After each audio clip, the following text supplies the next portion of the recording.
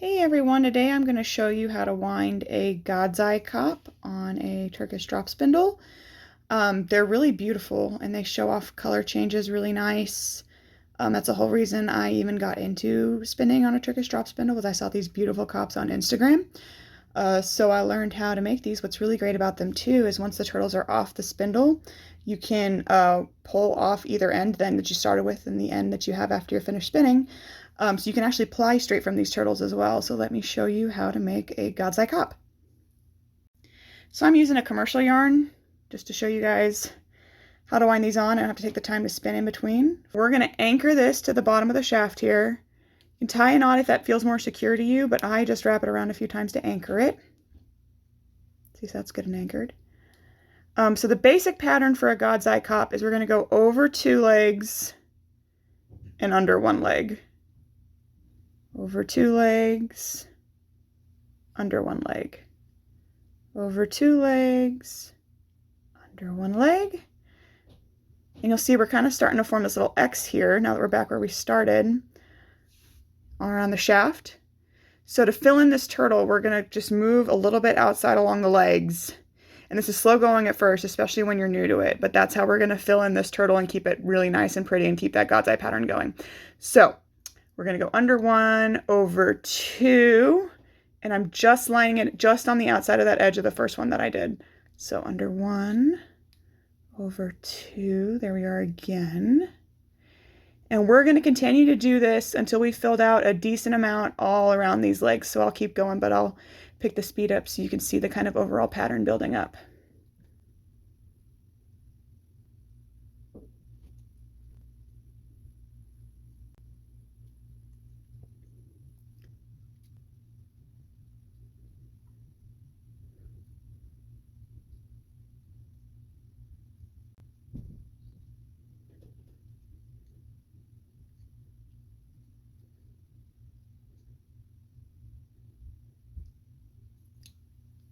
So you'll see as you stick to the outside, we're starting to get that true God's Eye shape, you know, the thing that you made in summer camp.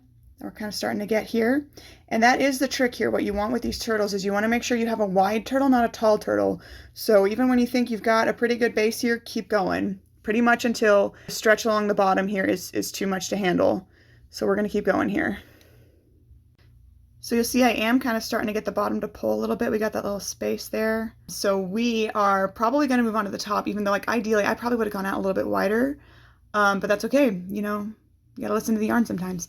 So now that I've filled out, you know, as far as I feel like I can go, I instead now of going on the outside of my turtle, I'm gonna come back around the shaft and make that little X again. So I'm gonna go over 2, under 1, over 2, under 1, over 2, under 1, over 2, under 1.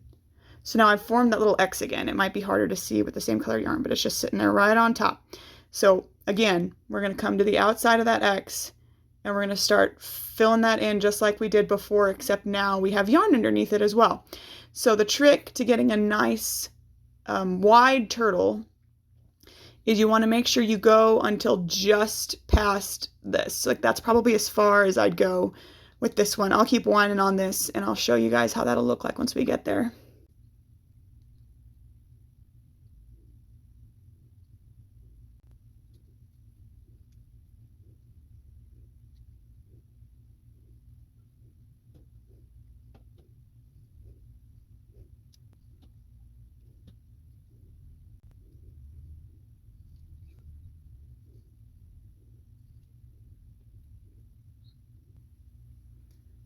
So you'll see here, I'm kind of starting to cover up the previous round of wraps that I had on this spindle. So I'm going to keep going just a little bit further. Like I said, I want to go just a little bit farther to make sure my turtle stays nice and wide and doesn't get too tall, because that's how we're going to get as much yarn on here as we can and make sure that it comes out nice when we come to ply it from both sides later. So we are just about there. I think we've completely covered it now, so now I'm just going to go just that much further.